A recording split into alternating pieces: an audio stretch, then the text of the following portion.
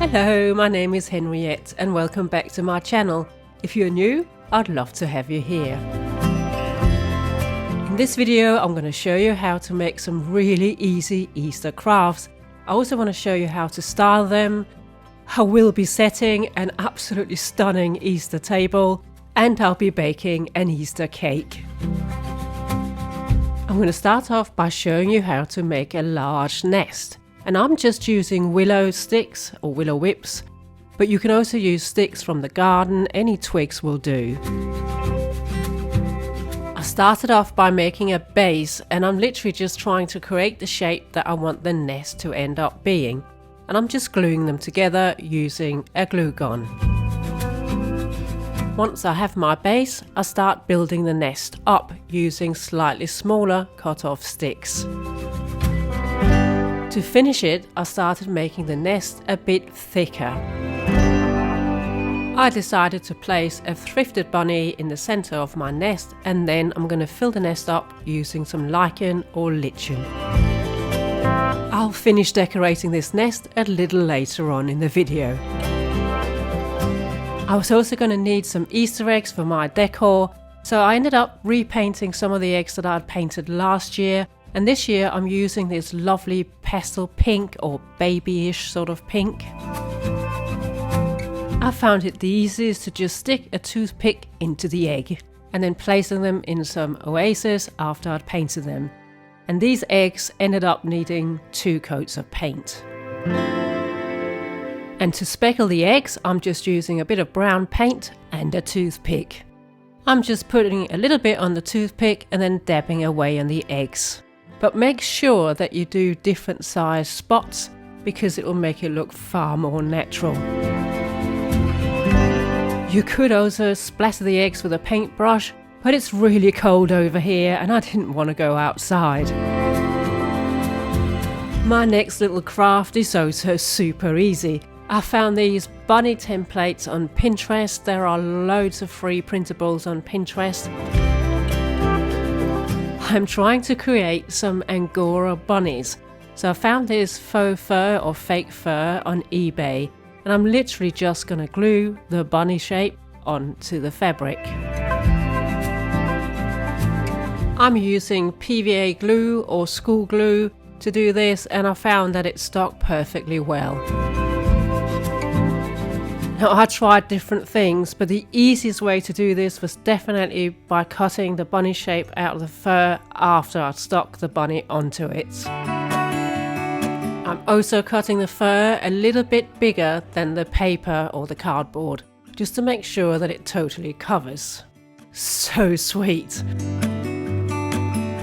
I ended up doing 3 different types of bunnies, and you'll see how I style them a little later on in this video. Our Rupert cat has been keeping me company whilst I've been crafting, and he's sitting on his chair, but it was time for a bit of attention. I still had some willow left from my Valentine's Day videos, so I decided to make a wreath. You don't have to have willow, you can use something like grapevine, but just make sure that you soak it for 24 to 36 hours before you start shaping it. All I'm doing here is literally twisting and looping them around themselves to form a circle, and I'm securing the ends by tucking them into the weave. As I weave in more willow whips, I make sure that I always go in the same direction. When I get to the thickness that I'd like my wreath to be, I then cut off the ends that I don't want. The beauty of making your own wreath, of course, is that you can make it whatever size you want it to be and as thick as you want it to be. Now, I wanted this wreath to be a bit more whimsical, so I added in some more willow wisps around the edges. When my wreath was finished and I was happy with it, it was time to start decorating it. And I'm starting off by feeding in a little bit of lichen here and there. I want this wreath to look really natural, so I'm also going to add a few feathers. And as Easter signifies spring, I also wanted to add some spring-like flowers, and these are faux or fake. And you'll see this wreath finished in just a little while. Here comes our kitchen before I decorate it for Easter. I've given it a good clean and emptied it out as much as I possibly could. I always try to bear in mind that this is a working space, and of course we will be doing lots of cooking when it comes to Easter. I'm going to start decorating at one end and work my way around, and I'm going to start with one of my little Angora bunnies, which I'm going to match with the wreath. A big thank you goes to Lee Power for sponsoring this video. They have very kindly sent me this smart charger and some rechargeable batteries. And honestly, I'm so pleased for a couple of reasons. Not only are these environmentally friendly, but they will also stop the fight for batteries in our home. What's brilliant about this smart charger is the fact that you can charge AA batteries, but also AAA batteries. I also love that the batteries come in these little plastic cases, so handy for keeping them tidy. My smart charger came with a UK plug, but of course you'll receive whatever plug is needed for the location that you're in. And this smart charger is just so easy to use. You just pop the batteries in. Approximately 2 hours later, the lights went green and you can use the batteries. These batteries are long-lasting and they have a high performance. And the best bit is that everyone in the house is happy. Alex has got batteries for his Xbox controller, Mike has his TV remote controller, and I have my fairy lights. I also love how easy they are to stow away. Thank you so much, Lee Power.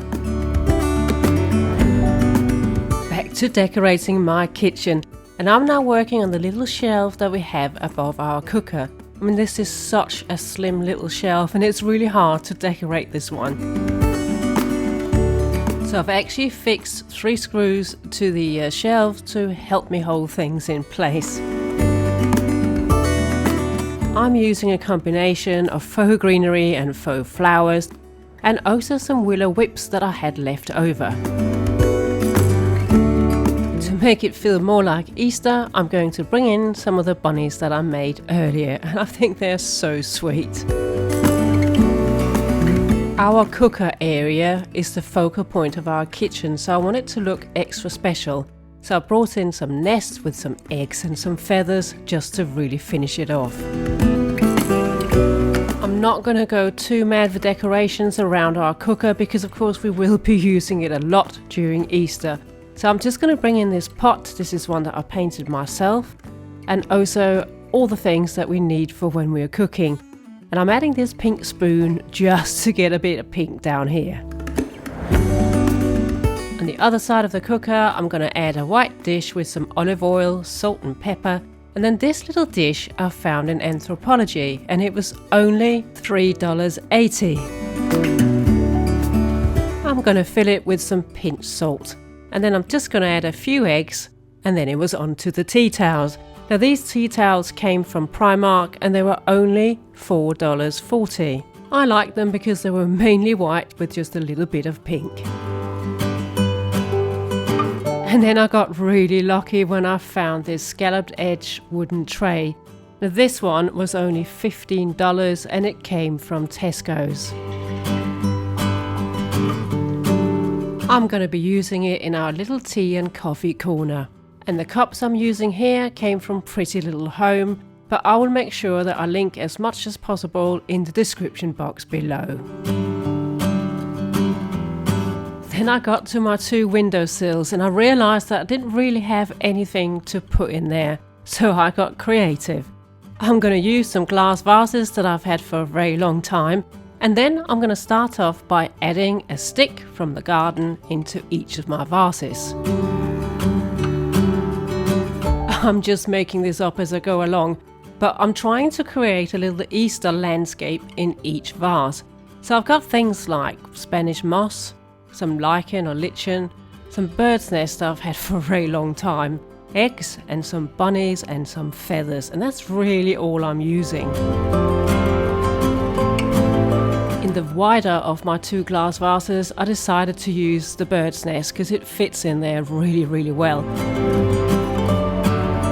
I'm adding some Spanish moss and some lichen to my branches just to make it look a bit more realistic. In the other glass vase, I decided to place one of my bunnies. Here they are all finished, and I'm actually quite pleased with how they turned out.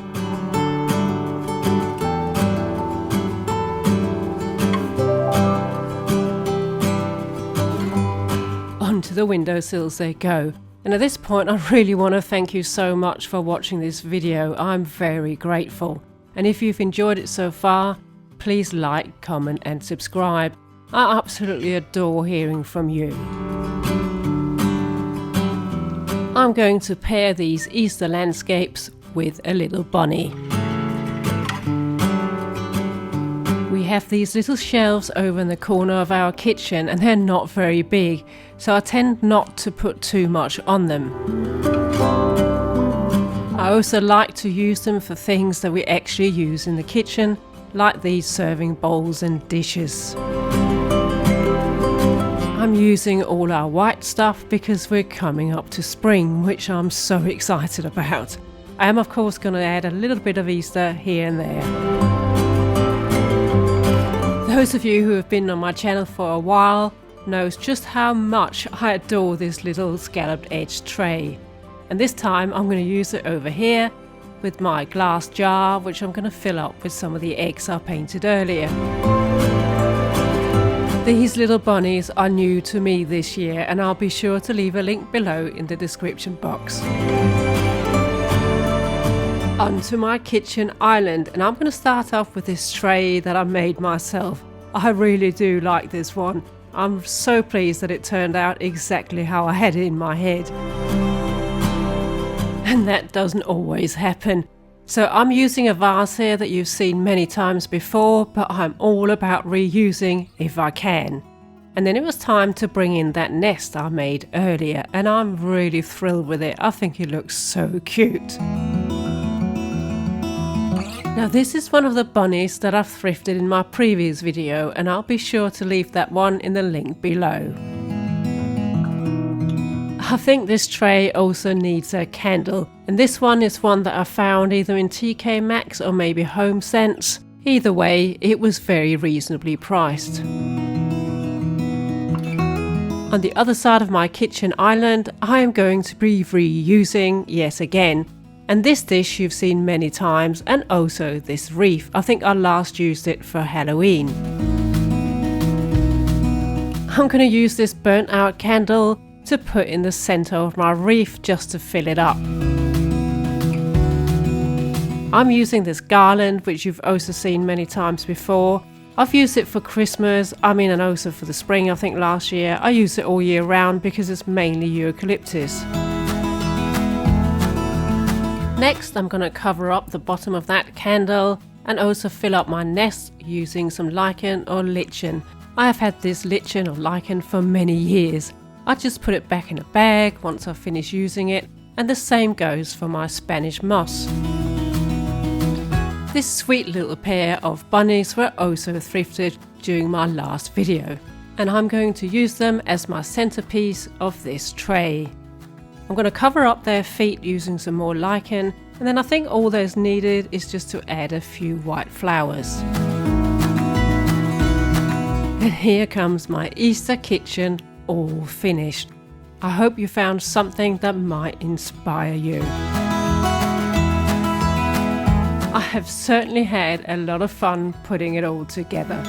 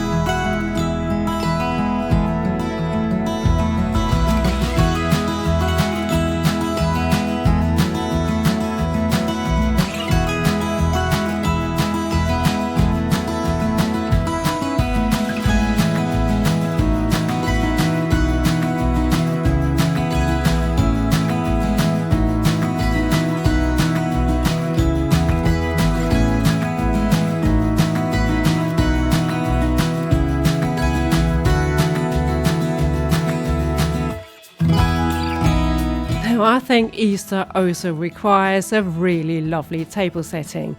And I'm going to start mine off here using the table runner that I made for Valentine's Day. I had this idea that I wanted to make an Easter version of the Mad Hatter's Tea Party, but in pinks. I usually prefer quite simple table settings, but there are certain times of year where I go a little bit mad. For instance, Christmas and Halloween, and of course Easter. I'm also reusing the napkins that I made for Valentine's Day, and this time I'm just tying a little bit of twine around the top. Then it's just a case of figuring out how to place it all on the plate. And I'm also bringing in these new little plates. They came from Amazon, and I'll be sure to drop a link below in the description box. But aren't they just so pretty? And I'm reusing again. So this time I'm using a vase that I made probably about a year ago. So I just crocheted this sleeve that I put around the vase, but it looks so pretty. And I'm going to pair that vase with some cherry blossom. I'm using faux or fake cherry blossom, but I can't wait until I get to see some real cherry blossom. I have a few of these cake stands and I decided to use them as a riser. I want to add a few different levels to this table just to make it more visually interesting and a bit more fun, I think. It's for that same reason that I'm going to bring in some cloches. Now these don't match what's underneath, but it doesn't matter because I'm going to fill the rest up with some lichen and some more eggs. I would love to hear from you. Have you planned anything special for Easter this year? Have you got any special colours you're using or any special events that you are going to? For us, we're hoping that we'll have a busy Easter where we get to see our friends and family. Back to the table setting, and I'm going to now start bringing in some flowers, and I've got some orchids, some roses and some greenery.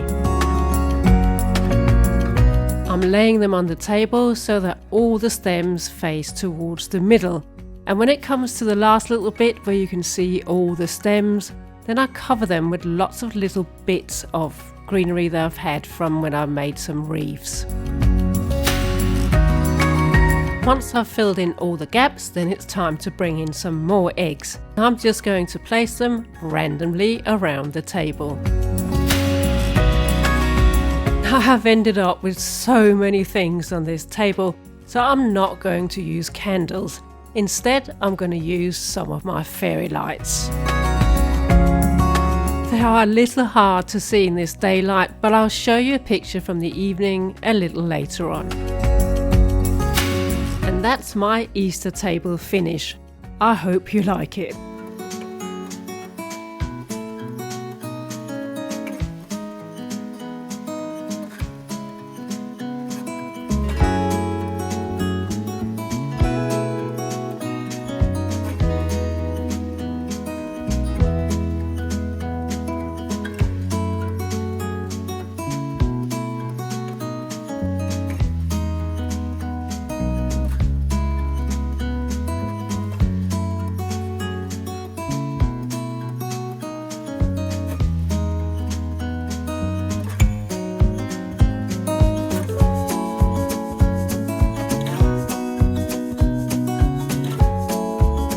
I really enjoy baking, and especially when there is a special occasion like Easter. And this time I'm going to start off by baking just a basic chocolate cake. This is always a hit in this family. The recipe I'm following here is by Jane's Patisseries, and I'll be sure to leave a link in the description box below. If you've been on my channel for a while, you'll know that I often use recipes from Jane's Patisseries, and that's basically because they are such good recipes and you never get disappointed with the results. Baking to me brings me so much happiness. I just find it very relaxing, and I love it when the kids are around and they come in and they want to lick the bowl. You know, like we did when we were kids. Just fabulous. There's definitely something nostalgic about baking. Once my cake is baked, I tend to leave it for about 10 minutes in the tin before I take them out, and that's because they're just simply too hot to handle. I leave the cakes on a wire rack and wait until they've completely cooled, and then I can start on my buttercream. And I'm going to be food colouring this buttercream so that it turns out pink. I'm just making this up a little bit based on a cake that I saw somewhere. So I'm going to slather the buttercream on, and I'm going to do in between the cake and also on top of it and around the sides. I'm actually trying to make this cake look a little bit like an Easter basket which has eggs in it. And for a little bit of extra detail, I decided to pipe a bit of buttercream around the top. This is not my neatest bit of piping, but it turns out just fine. I'm using matchmakers around the sides of the cake to make it look like a basket. And the flavour I chose here was orange because I think it pairs well with the chocolate. And then all I'm doing is tying a bow around the whole cake. I really wanted this cake to be a bit whimsical so that it fits really well with the table that I set for Easter. That's pretty much all from me today. I'm going to leave you with some videos of the finished cake. I hope you have a fantastic week ahead. Much love from London.